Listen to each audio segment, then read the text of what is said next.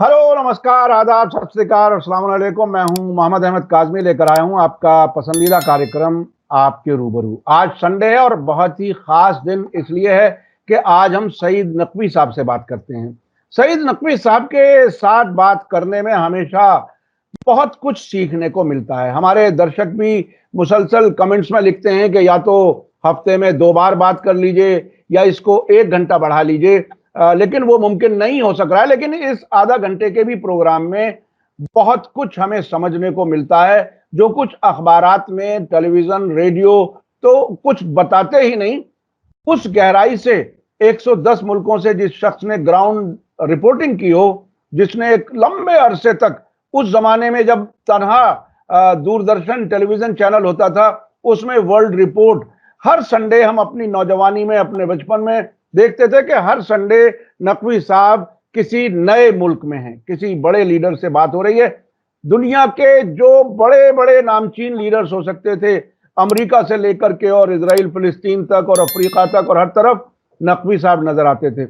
नकवी साहब, वेलकम है आपका। मीडिया स्टार वर्ल्ड को आप वक्त दे देते हैं, उसके लिए बहुत बहुत शुक्रिया। सबसे इतनी पहले तारीफ ना किया करो यार, शर्मिंदगी होती है। नहीं नहीं, शर्मिंदगी नहीं सर, हकीकत है ये, कोई कोई बिल्कुल इसमें तसन्नो नहीं है। जो मैं सबसे पहले सवाल आपसे करना चाहता हूं वो ये कि मोदी जी कीव गए, यूक्रेन की राजधानी। 10 घंटे के ट्रेन का सफर करते हुए वो पहुंचे।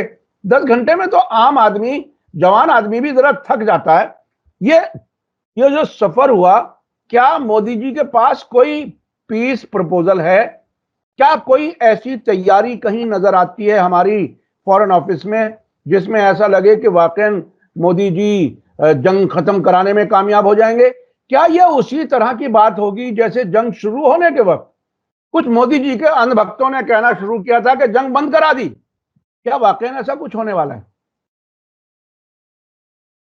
क्या कहूं, आपने सवाल किया है तो जाहिर है जवाब देना पड़ेगा।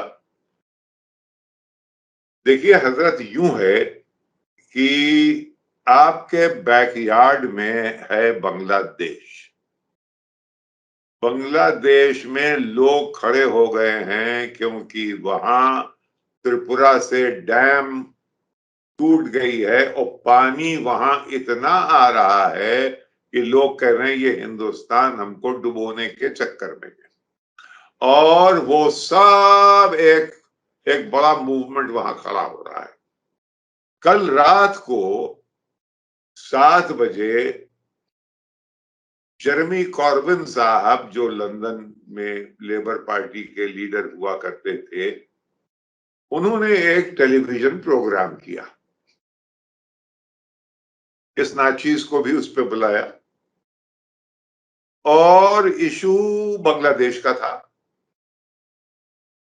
और उसमें उस तरफ से बहुत से लोग थे, एकेडमिक्स वगैरह, लेकिन उधर से बांग्लादेश की तरफ से एक तारिक करीम, जो कि एक जमाने में यहाँ पे बांग्लादेश के सफीर हुआ करते थे, मेरे बहुत अजीज दोस्त हैं और बहुत ही बैलेंस्ड, यानी निहायत पॉपुलर एम्बेसडर थे वो दिल्ली में। तो बहुत ही बैलेंस्ड उनका व्यू है। लेकिन कल उन्होंने ये कहा कि भाई मेरे दोस्त सईद नकवी भी इसमें चैनल में पैनल पे हैं, मैं उनसे, क्योंकि वो मेरे दोस्त है, मैं जानता हूं कि वो मुझे माफ कर देंगे जो मैं कहने जा रहा हूं। मैंने कहा भाई क्या कहने जा रहे हैं?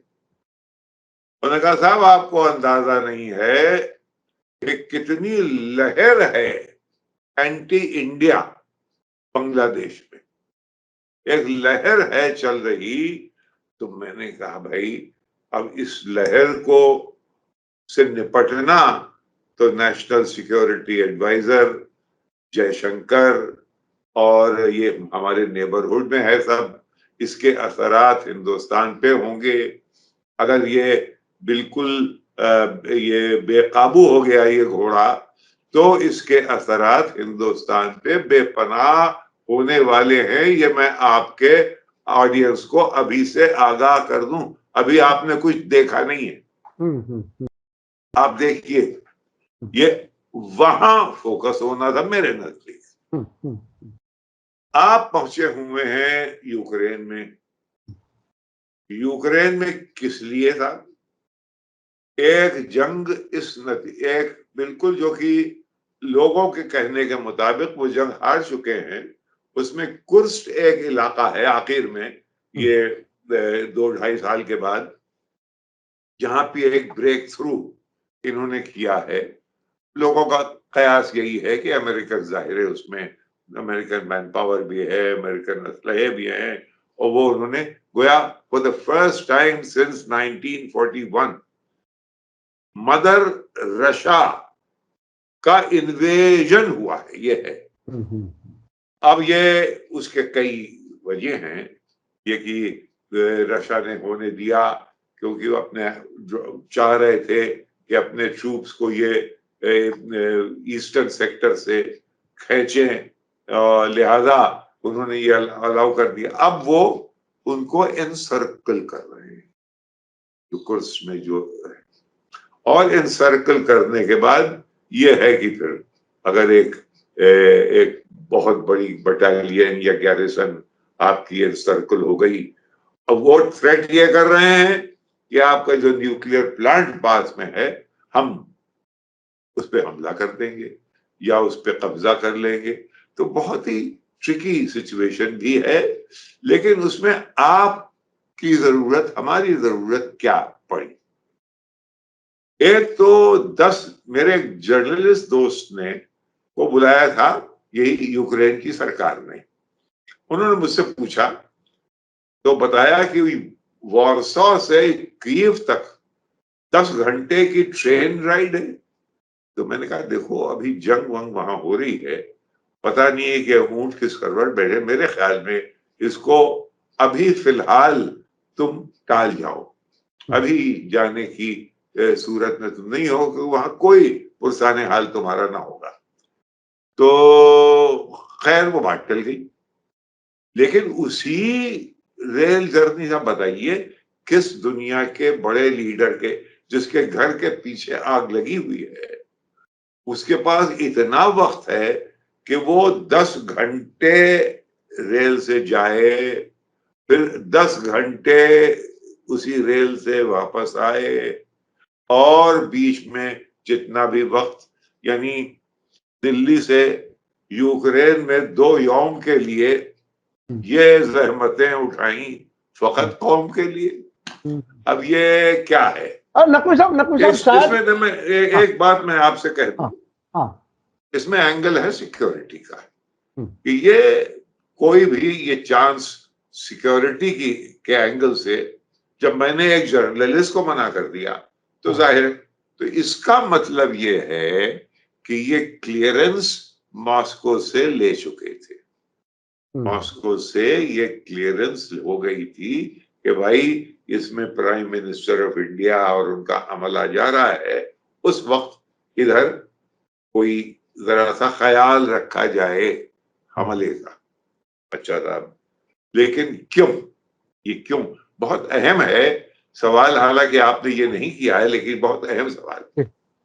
वजह यह है कि अमेरिका की फॉरेन पॉलिसी का जो एक आईन था जो 1972 में किसिंजर ने बनाया था, वो ये कि वो एक सीक्रेट रूट से पाकिस्तान के जरिए जुल्फिकार अली भुट्टो का सहारा लेकर वो चीन गए थे, जिसको कहते हैं ओपनिंग टू चाइना। उसका मकसद क्या था? उसका मकसद ये था कि चीन और रूस, उनके बीच में जरा सी खलीज थी, इनको दूर किया जाए, और ये जो बैलेंस ऑफ टेरर है मॉस्को और वॉशिंगटन के बीच में, इसको ट्रायंगुलर कर दिया जाए। इसको कहते हैं ट्रायंगुलर बैलेंस ऑफ पावर, यानी बेजिंग, मॉस्को, वॉशिंगटन। उसमें 2 और भी थे, यूरोप और जापान, लेकिन वो मिनिमल थे। तो गोया फॉरेन पॉलिसी का एक आईन ये है अमेरिका की कि ये दोनों एक दूसरे से अलग कर दिए गए थे, अलग रहे। 24 फरवरी को जब रूस ने इन्वेड किया, बल्कि रूस के इन्वेजन को उकसाया गया रूस को कि वो इन्वेड करे। उसी महीने की 6 तारीख को रूस, पुतिन बीजिंग में थे। इन्होंने एक 40 पेज का मुसव्वदा तैयार किया जिसमें कि ये लिखा था a friendship with no limits, यानी sky is the limit.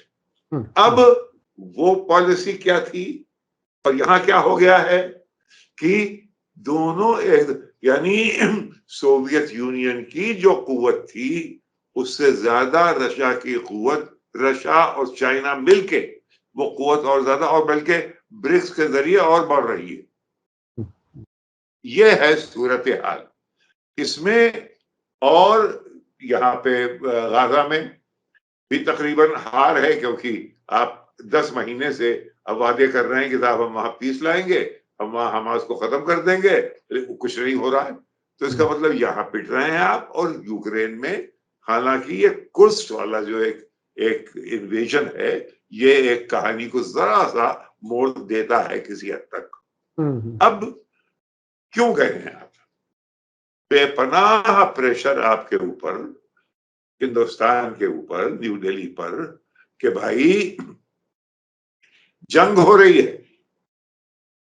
John foster Dulles जो कि सेक्रेटरी ऑफ स्टेट था आइजनहावर का, वो कहता था कि नॉन अलाइनमेंट इज इविल। जबकि कोल्ड वॉर है, अब यहां तो हॉट वॉर चल रही है। तो प्रेशर इनके ऊपर बहुत है कि किसी तरीके से अपने आप को डिस्टेंस करो रूस से। वो तुम अगर नहीं कर सकते तो जिसके ऊपर अटैक किया है रूस ने उससे भी हाथ मिला लो, वन वे और द अदर, कुछ तो करो, तुम तो हमारे दोस्त थे। तो ये एक पेश को सुलझाने के लिए ये लोग वहां पहुंचे हैं। और अगर इनकी अंडरस्टैंडिंग वाकई में पुतिन से है तो कोई ना कोई फॉर्मूले की बात आएगी, लेकिन वो इतनी आसानी से हिंदुस्तान इस वक्त दुनिया की जो सबसे बड़ी उसको सॉल्व कर दे, तब साहब ये तो इनके तो 10 घी में, इसका जवाब ही नहीं। तो वो मेरे ख्याल में भी होता दिखाई नहीं दे रहा। अब आपके सवाल पे आ जाए। जी जी, मेरा सवाल ये है कि अब से पहले हम कई मुल्कों के बारे में ये डिस्कस कर चुके हैं इस प्रोग्राम में। मिसाल के तौर पर आप एक मिसाल देते रहे कि सीरिया में वहाँ की बशार अल-असद की सेक्रेटरी ने कहा कि देखो हम कितने पेनिट्रेटेड हैं, हमारे यहाँ यानी दूसरे मुल्कों के लोग इतने एक्टिव हैं। अमेरिकन और फ्रेंच एम्बेसडर का आपने जिक्र किया। एक बार एक प्रोग्राम में यह भी जिक्र हुआ कि पाकिस्तान में खास तौर पर पेंटागन की का एक ताल्लुक पाकिस्तान के डीप स्टेट या एस्टेब्लिशमेंट या खुफिया एजेंसी या आईएसआई या फौज, जो भी आप कहें, उनके साथ मुसलसल रहा है। क्या हमारे यहाँ भी, हमारे फॉरेन ऑफिस में भी ऐसे लोग हैं जो अमेरिका से पढ़े हुए हों और अमेरिका की बातों में, अमेरिका के मीडिया में, अमेरिका के एस्टेब्लिशमेंट में कहीं गुड बुक्स में हों और वो प्राइम मिनिस्टर को वहां ले जाने के लिए उन्होंने मजबूर कर दिया हो, ऐसे हालात बना दिए हों? ऐसा तो कुछ नहीं। यहाँ पे बहुत बड़ी लॉबी वही है। यहाँ पे जो फॉरेन अफेयर्स की लॉबी है वो pro American, pro west lobby है, इसमें तो कोई शक। आप यहाँ पे दिल्ली में बहुत से थिंक टैंक्स हैं, आप जाके सबको जायजा ले लीजिए और एक तो उनका रवैया देख लीजिए, वो सब अमेरिका की तरफ शिफ्ट है। कोई भी आप एक भी इंडिपेंडेंट अगर कोई थिंक टैंक हो जो कि रूस के ऊपर जिसने काम किया हो, चाइना पे काम किया हो, नेबरिंग कंट्रीज पे काम किया हो, कहीं सब प्रो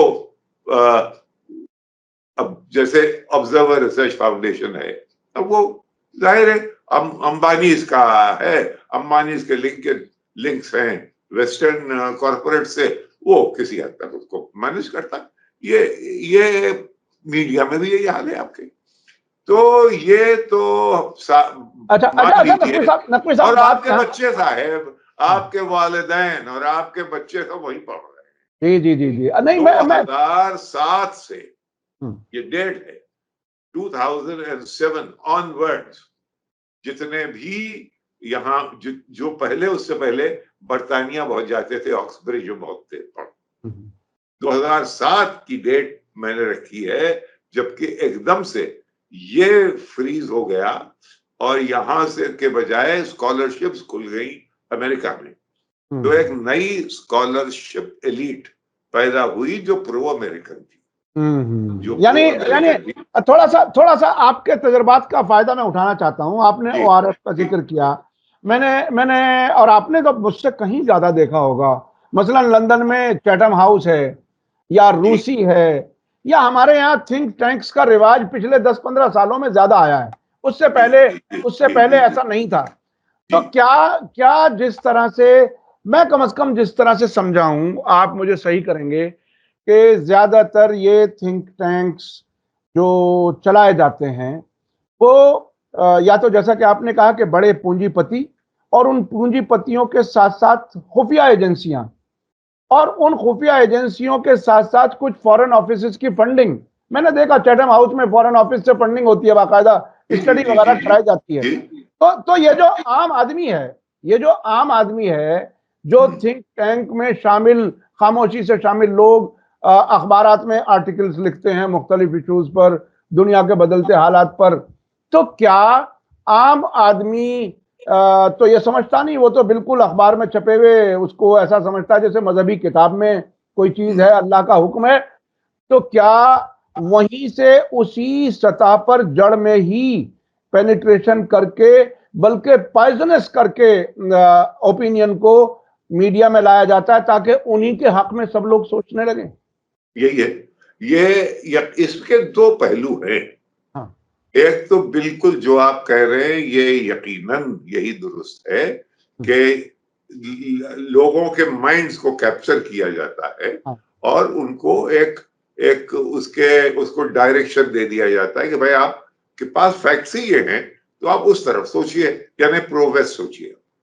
लेकिन एक जो कयामत आई है, बल्कि दो, वो ये कि अंग्रेजी में एक कहावत है कि when war breaks out, the first casualty is the truth. जब जंग शुरू हो जाती है तो सबसे पहले जो कत्ल होती है चीज, वो है सच। क्योंकि हर एस्टेब्लिशमेंट प्रोपेगेंडा मोड में चला जाता है। अब वेस्टर्न मीडिया जब से सोवियत यूनियन गिरा है, और खास करके 9/11 के बाद से, 9/11 के बाद से मुस्तकिल जंग में है। तो वो लोग जिनको कि हम सोर्सेज ऑफ इंफॉर्मेशन समझते थे, धीरे धीरे वो हम अब उनको एज प्रोपेगेंडिस्ट देखने लगे। अगर हम देखने लगे तो बहुत से और लोग भी देखने लगे। नतीजा उसका ये हुआ कि इत्तेफाक से, देखिए टेक्नोलॉजी भी अजीब चमत्कार है। हम और आप मेन स्ट्रीम मीडिया पे नहीं है। जी। हम और आप एक सोशल मीडिया, एक दूसरा प्लेटफॉर्म है जिसपे कि यूट्यूब का प्लेटफॉर्म है, हम उस पे गुफ्तगू कर रहे हैं। जी जी, बिल्कुल। इसने काया पलट कर दी है दुनिया में। यानी एक एक टेक्नोलॉजी ने वो गुंजाइश पैदा कर दी है कि सच किसी हद तक लोगों तक पहुंच जाए। तो अगर मेन स्ट्रीम मीडिया जो है वो, जिसे हमारे देहात में कहते हैं डंडी मारता है, यानी ये कि वो फैक्ट को टिल्ट करता है एक तरफ, तो हम और आप तो नहीं करते ना। बिल्कुल। हम भाई जो फैक्ट्स हैं हम सामने रख देते हैं, और जी जी, बल्कि खुले लफ्जों में हम बात कहते हैं, भाई बिल्कुल साहब बिल्कुल ये दूध का दूध, पानी का पानी। ये बिल्कुल बिल्कुल। अच्छा अच्छा, ये आपने जिस तरह से जर्नलिस्ट्स को, बड़े जर्नलिस्ट को जो एक तरह से टावरिंग पर्सनालिटी समझी जाती रही हैं, वो प्रोपेगेंडिस्ट बन गए, या जिसे कहा जाता है मेन स्ट्रीम मीडिया, गोदी मीडिया, में तब्दील हो गया। एक बिल्कुल ताज़ा मिसाल एक आई है। मैं अब जाना चाहता हूँ मिडिल ईस्ट वाली, इजराइल फिलिस्तीन वाली जंग की तरफ। अल मनार टेलीविजन चैनल पर एक आर्टिकल छपा है कल ही, जिसमें वॉल स्ट्रीट जर्नल को इजरायली प्रोपेगेंडिस्ट साबित किया है। उन्होंने ये कहा है कि फवाद शुक्र के कत्ल के सिलसिले में जो कहानी वॉल स्ट्रीट जर्नल ने छापी है वो इजरायली नैरेटिव को मजबूत करने के लिए छापी है। इस मिसाल के तौर पर यह कहा गया कि फवाद शुक्र को यह प्रोवोक किया गया फोन करके कि तुम फला फ्लोर पर आ जाओ, या उस तरह से। इससे पहले भी वॉल स्ट्रीट जर्नल कई खबरें छाप चुका हमास के लीडर के कत्ल के बाद में। इसी तरह से टेलीग्राफ अखबार ने कई ऐसी खबरें छापी जिसमें सोर्स नहीं बताई। तो अभी क्या हारते हुए इजराइल, मैं ये लफ्ज इस्तेमाल इसलिए कर रहा हूं कि कई बार ये बात आप भी कह चुके कि हारने का ऐलान नहीं होगा, वो पहले ही हार चुका है। तो ये हारते हुए इजराइल को संभालने के लिए ये प्रोपेगेंडे वाला मीडिया कितना काम आ पाएगा? ये देखिए, आपसे इसके बारे में अब ये असल में 10 महीने से ये जंग चल रही है, लिहाजा अक्सर वही बातें आ जाती हैं जो कि हम पहले भी कर चुके हैं। मसलन तो कोई भी जिस कांग्रेस में एक वॉर क्रिमिनल जो कि एक जेनोसाइड करवा रहा है और दुनिया देख रही है, आप देख रहे हैं, मैं देख रहा हूं, उस जेनोसाइडल लीडर को वो रिसेप्शन दिया जाता है कि पूरी कांग्रेस, विद सम एक्सेप्शंस जो कि वहां नहीं थे, जो कि साहब 58 टाइम खड़े होके, उसे कहते हैं स्टैंडिंग ओवेशन, उसको दिया गया। अब ये जो खड़ा जो कर रहा है, ये मैरी वो जिसे वो कठपुतली का खेल है, जो आप खींच लीजिए वो खड़ी हो जाएगी। तो ये कठपुतली क्या कि ये मुट्ठी जो है, ये कौन है? वो है इजराइल लॉबी। उस किताब को मैंने भी आपको दिखा दी थी, बल्कि मेरे पास यहीं रखी भी हुई है, शायद मैं आपको कहीं दोबारा दिखा दूं। लेकिन ये कि वो एक मास्टरपीस किताब है और कई लिखी जा चुकी है, लेकिन ये बिल्कुल यानी Israel lobby, written by professor John Mearsheimer, जो कि शिकागो यूनिवर्सिटी में पॉलिटिकल साइंस के प्रोफेसर है, बहुत ही नामी, और एक है स्टीफन वॉल्स, ये हैं हार्वर्ड यूनिवर्सिटी के। दोनों ने मिलके अक्यूमुलेट किए हैं वो तमाम इंसिडेंट्स जिसमें कि इजराइल लॉबी मुलव्विस है, जिसके बगैर न पेंटागन चल सकता है, जिसके बगैर ना व्हाइट हाउस चल सकता है, जिसके बगैर ना कांग्रेस चल सकता। कांग्रेस हार जाए अगर उनकी बात ना माने, और हर तरफ है। यानी अभी जो नेशनल डेमोक्रेटिक कन्वेंशन हुआ है, उसमें कोई ऐसी बात ना कमला हैरिस कह सकती है, ना मिशेल ओबामा कह सकते हैं, ना बराक ओबामा कह सकते हैं, ना कोई कह सकता जो कि उनकी मर्जी के खिलाफ हो। किनकी मर्जी के? इजराइल लॉबी के। तो ये है कुव्वत। तो मीडिया क्या बेचता है भाई? एक वॉल स्ट्रीट जर्नल क्या कीमत है उसकी? वो तो जो इशारा होगा वही करेगा। अच्छा, अब आपकी जगह, आपके तजुर्बात से हम फायदा उठाना चाहते हैं। ये जो एजेंसियां स्टोरी प्लांट कराती हैं जी, उसका क्या तरीका होता है? थोड़ा सा बता दीजिए, चूंकि जो लोग पत्रकारिता कर रहे होंगे उनके लिए भी कुछ सीखने को मिल जाए। खबर फर्ज करिए कि एक स्कूप है, मैं रिपोर्टर बैठा हुआ हूं अपने दफ्तर में, अपना एक साहब आए और उन्होंने कहा कि तुम्हें मालूम है कि ये इस तरह से हो गया, ये जंग यूं छिड़ गई, तो नहीं मालूम, तो किसी को बताना नहीं।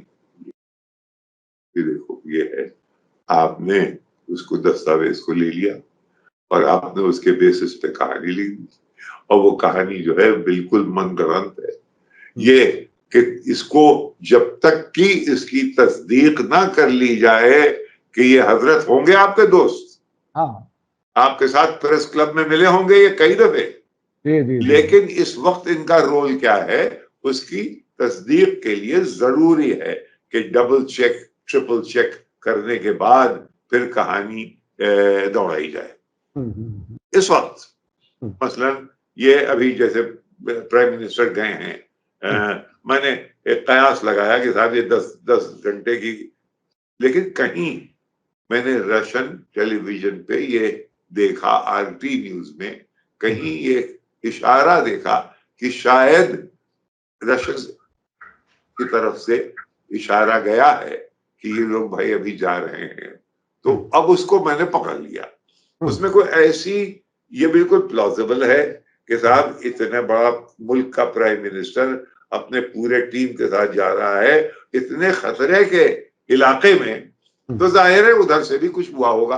अब इतना कयास लगाना जायज है तो उसमें, लेकिन उससे आगे कि फिर उसको पूछना पड़ता है जाके, अरे भैया एक जमाने में तो आपको जब रिपोर्टर थे तो साहब ये हुआ कि दिल्ली की जो कब्रिस्तान है उनकी देखभाल कैसी होती है, ये किस्सा बता रहा हूँ 50 साल पुराना। तो साहब तमाम जगह चले गए और जाके वो अंडरटेकर जो है जो डिग करता है उससे फैक्ट्स ले आए। वो साहब ने बताया, बड़ा हम स्टेट्समैन में थे उन दिनों में, और स्टेट्समैन का एडिटर वहां पे, उसमें टाइटल किसी ने दे दिया कि dead in Delhi appear to be as uncomfortably off as the living, यानी तो ये वो हेडलाइन चली गई, तारीफें हो गई। अब जनाब अली यहाँ के जो रेवरेंड लेन थे वो वो स्टेट्समैन के रेजिडेंट एडिटर के पास आ गए कि साहब ये कहाँ से इनको मिली है खबर। उसने पूछा भाई तुमने चेक नहीं किया था? मैंने कहा कि अगर गलत हो तब मैं चेक करता ही, तो मैं वहां मौजूद था, मैंने सब देखा। नहीं, फिर भी तुमको जब अगर ग्रास रूट लेवल पे तुम्हें इंफॉर्मेशन मिले तब भी एक दफा उसको अथॉरिटी से चेक करा लो, ताकि ये तुम कह सको कि जब हमने उनसे पूछा तो उन्होंने डिनाई कर दी, बस, ताकि हमारा काम कंप्लीट हो जाए। ये तरीके थे, ये आईन थे जर्नलिज्म के, जो कि अब नहीं। अब मतलब ये अच्छा माफ कीजिएगा, बात हमारी जरा लंबी हो रही, लेकिन एक जर्नलिस्ट के तौर पर लोगों तक आपके तजर्बात पहुंच जाएं, वो कौन सी स्टेज होती है जर्नलिस्ट की जब इस तरह से बंद पुड़िया कागज आ जाए और वो फिर वो वेरीफाई भी ना करे और छाप दे नेशनल इंटरेस्ट के कह करके, वो कौन सी स्टेज होती है जर्नलिस्ट की? उसमें आपको एसेस करना पड़ता है। उसमें ये कि आपको मैं एक किस्सा सुनाता हूँ। मरहूम JN Dixit national security adviser भी थे, फॉरेन सेक्रेटरी भी थे, दोस्त भी थे। उनकी टेबल पे एक टेलीग्राम रखा हुआ था, मैं जाता था, मैंने जरा ऊपर नजर डाल के पढ़ा। मैंने कहा भाई ये तो बड़ा दिलचस्प मालूम होता है। अरे उन्होंने था पूरा कच्चा चिट्ठा सुना दिया मुझे। कच्चा चिट्ठा क्या था? सिद्धार्थ शंकर रे हमारे एम्बेसडर थे वॉशिंगटन में, और उनकी मीटिंग हुई थी जो कि होती नहीं आमतौर से। वो वॉरेन क्रिस्टोफर था उन दिनों में सेक्रेटरी ऑफ स्टेट, उससे मीटिंग हुई, उसके बारे में उन्होंने एक रिपोर्ट दी। मैंने उससे कहा, अब ये आप सिद्धार्थ शंकर रे कह रहे हैं, मैंने उससे कहा कि मैं prime minister PV Narasimha Rao से ज्यादा सीनियर हूं अपनी पार्टी में। उसने गौर से सुना। उसके बाद मैंने उससे ये कहा, वो होते होते होते होते आखिर में खुद उन्होंने कहा कि he did not seem to be interested, उसे कोई दिलचस्पी नहीं थी। तो इतना लंबा चौड़ा ये, मैंने कहा यार ये तो मुझे दिखाओ। तो अब वो मरहूम हैं, खैर, तो उन्होंने खत मुझे दे दिया और मैंने पढ़ा। अब मैंने उसमें से नोट्स ले लिए। अब ये साहब, अच्छा सिद्धार्थ, अच्छा बंगाल के अंदर बंगाली नेशनलिज्म एक बड़ी चीज है साहब, कि हमारे बंगाली जो एम्बेसडर है वहां, उनको इतना उनका उल्लू खींचा गया है साहब। अल अतश अलमा, बहुत नाराज लोग, बहुत। और वो भी स्टेट्समैन में, वो भी जनाब अली, बताइए, अल अतश अल अमा, क़यामत, बाप रे बाप। लेकिन भाई देख चुका था, वो चेक कर ले, जिसने दिखाया था वो सरवना था, अल्लाह उसको जन्नत दे, बड़े बहुत अच्छा आदमी था, हमारे बहुत अच्छे मित्र थे दीक्षित, बहुत ही होनहार, बहुत समझदार। अच्छा, वक्त हमारा तकरीबन खत्म हो चुका, बिल्कुल मुख्तसर आखिर में, चूंकि एक हफ्ते में आपसे बात होती है। अभी जो काहिरा में बातचीत की बात कल कही गई, जिसमें हमास का कोई नुमाइंदा नहीं है, आखिरी खबर यह है कि हमास को प्रपोजल भेजा जा रहा है, शायद किसी तब्दीली के साथ। और उस हाँ, आपकी बात कता कलाम कता होता है। हाँ, मैं आपको एक बात बता दूं, पहले कह चुका हूं, हाँ, ये महज नेतन्याहू साहब उल्लू बना रहे हैं। और ब्लिंकन आप देखेंगे कि उसकी वो शीशा लेदर होगी जब ये सरकार जाएगी, क्योंकि इतना बुरा सेक्रेटरी ऑफ स्टेट, इतना नाअहल आज तक अमेरिका को मिला नहीं जितना कि ये है। ये साहब ये मैनिपुलेट करता है ब्लिंकन को, और मैनिपुलेट करता है ये बाइडेन को। कौन? नेतन्याहू। और ये दोनों, नेतन्याहू क्लियर करना चाहता है गाजा से पैलेस्टीनियंस को, उसका एम ये है, और एम ये इसलिए है कि अगर उससे कम कुछ करेगा तो वो गिर जाएगा और उसका कोई दुनिया में पूछने वाला ना होगा। और उसके दाएं तरफ ग्वीर और स्मोट्रिक, वहां ये दोनों जो हैं, ये जो है वो लगे हुए कि भाई तुम, अभी झगड़े हो रहे हैं बाकायदा गैलांड से, वो कह रहा है कि भाई तुम हमारे ऊपर क्यों अटैक कर रहे हो, डिफेंस मिनिस्टर से ग्वेर कह रहे हैं हमारे ऊपर क्यों, तुम जाके हमला करना है तो हमास उस पे हिजबुल्लाह पे करो। इस तरह की सरकार है, उसमें ये महज उल्लू बना रहा है। ये पीस कभी नहीं होगी, ये सीज फायर नहीं करेगा, ये नहीं करेगा। और वजह क्या है कि सीज फायर अगर ये करे, इसने कसम खा ली है कि तब करूंगा जबकि हमास खत्म हो जाएगा, हमास खत्म होगा नहीं, लिहाजा सीज फायर ये करेंगे नहीं, सीज फायर करेंगे नहीं तो इसका मतलब ये जंग जारी रहेगी। एक अजीब व गरीब मुआवजा ये है कि हमास का 40,000 तो ऑफिशियल फिगर है, लेकिन अनऑफिशियल फिगर में लोग 2.5 लाख तक की बात कर रहे हैं, जो रबल के नीचे और तमाम तरीके से इनडायरेक्टली जो लोग मरे। ये कयामत की बात यह है कि साहब एक कहीं प्रोटेस्ट हो गया हो उसके हमास के खिलाफ कि साहब हम इसके खिलाफ है, हमारे तो हम तो बर्बाद हो गए, कहीं पूरा मीडिया लगा हुआ है भाई उनका, वेस्टर्न, उनके तमाम इंटेलिजेंस सोर्सेस हैं, कोई निकला नहीं। एक अजीब मामला है। आपने जो कहा कि वो जंगबंदी नहीं होने देगा, एक दो खबरें बिल्कुल आखिर में मैं याद दिला रहा हूं सिर्फ अपने देखने वालों को, जो हमने रिपोर्ट कर चुके हैं हम, जिसमें बेन गवीर अपने डिफेंस मिनिस्टर से कह रहे हैं कि तुम मुझे क्रिटिसाइज करते हो, हिजबुल्लाह को हमला करो, और साथ साथ वो ये कहते हैं कि तुम कहते थे कि हम साउथ लेबनान को पत्थर की एज में, स्टोन एज में पहुंचा देंगे, नॉर्थ इजराइल स्टोन एज में पहुंच चुका है। यह शिद्दत पसंद उन्हीं का लीडर कह रहा है। जी। और दूसरी बात, इजराइल के एक बहुत ही साबिक, बहुत ही सीनियर ऑफिशियल, उन्होंने ये कहा है कि अगर 1 साल तक जंग जारी रही तो हमारे पास फौज इतनी कम हो चुकी है कि इजराइल कलेप्स हो जाएगा अगर 1 साल जंग जारी रही। तो इस सब के बीच में जंगबंदी ना हो, 10 महीने हो ही गए हैं, साल होने में 2 महीने और बाकी हैं, और सब आपकी क्रिसमस और न्यू ईयर में तक ये हो जाएगा। देखिए ये तो मैं आपसे कह चुका हूं, ये आप लिख के पत्थर की लकीर की तरह, और हमारे व्यूअर्स, मैं अपनी रेप्यूटेशन स्टेक पर लगा कि अब इसके बाद इजराइल वो इजराइल नहीं रहेगा, बस इसके बाद सुबह है और सुबह 9। जी बिल्कुल, यकीन करके चलिए आप। बेशक। और तेहरान और बेरूत में सुबह 9 दूसरे अंदाज में समझी जा रही है। वो एक पहलू, वो भी एक पहलू आप टच कर ले। ये हो रहा है साहब, ये हमला रिटेलिएशन नहीं दे रहे हैं। अब ये कि आप चाह रहे हैं कि हम रिटेलिएट करें, आप ये चाह रहे हैं कि हम रिटेलिएट करें, तो इसका मतलब आपका उसमें कुछ इंटरेस्ट है।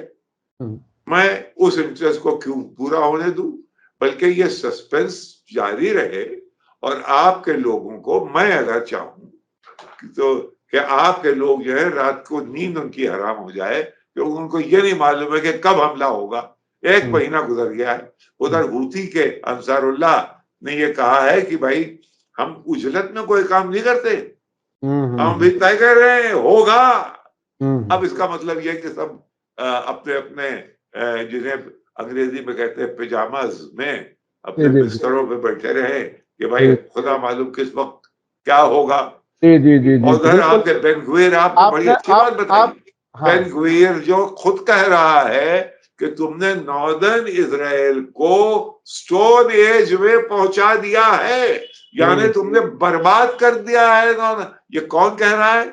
उनका अपना राइट विंग का दोस्त, साथी और लीडर ये कह रहा है। सब उसमें सर एक और रिपोर्ट आई थी जिसमें बिल्कुल बिटवीन द लाइन समझा जा सकता था कि नॉर्थ इजराइल के ही हिस्से से इजराइल पर हमला हुआ है।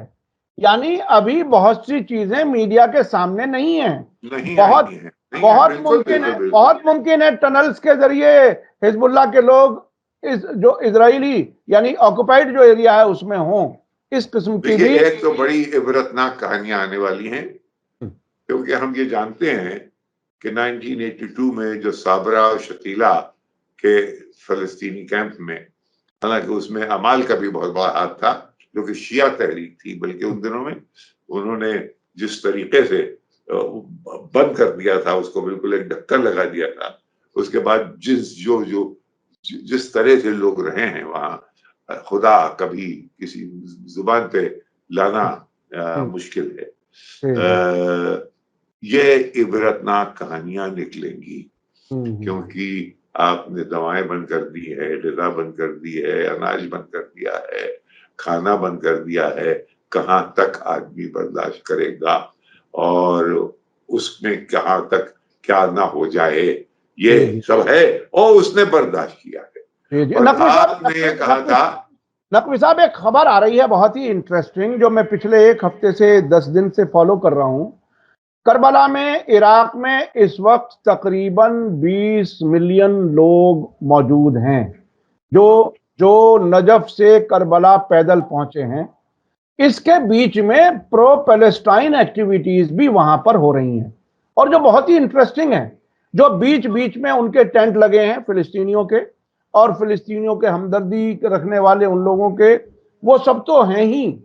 करबला में पिछले हफ्ते एक कॉन्फ्रेंस हुई है बहुत बड़ी, जिसमें बहुत से मुल्कों के नुमाइंदे पहुंचे हैं, मई रेजिस्टेंस ग्रुप्स के नुमाइंदों के। तो मुझे एक ख्याल आ रहा था कि तकरीबन 2 महीने पहले जिस मीटिंग का मैंने कई बार जिक्र किया, ज़ियाद अल नुखाला जो इस्लामिक जिहाद के लीडर हैं, वो आयतुल्लाह खामेनी से मिलते हुए ये कहते हुए पाए गए, उनकी रिपोर्टिंग आई कि गाजा जो है वो आज की करबला है, और करबला ही एक ऐसा वाकया है, इमाम हुसैन की शहादत ही एक ऐसा वाकया है जिसमें तमाम मुसलमानों के फिरके मुत्तहिद हो सकते हैं। उस पॉइंट पर मुझे करबला में वो इत्तेहाद नजर आ रहा है, जहां सुन्नी शिया, और बल्कि मैं आपसे और आगे बढ़ूंगा, बल्कि इसमें मुसलमानों ही के खित्ते नहीं, बिल्कुल इसमें तमाम मजहब। मैंने आपको बताया कि जब मैं अभी बंगलौर में था कुछ 1-2 महीने पहले, तो वहां मुझे मालूम हुआ कि नॉर्थ कर्नाटका में कोई 12-15 गांव हैं जहां सिर्फ हिंदू रहते हैं, तो वहां मुहर्रम ऑब्जर्व किया जाता है रेगुलरली।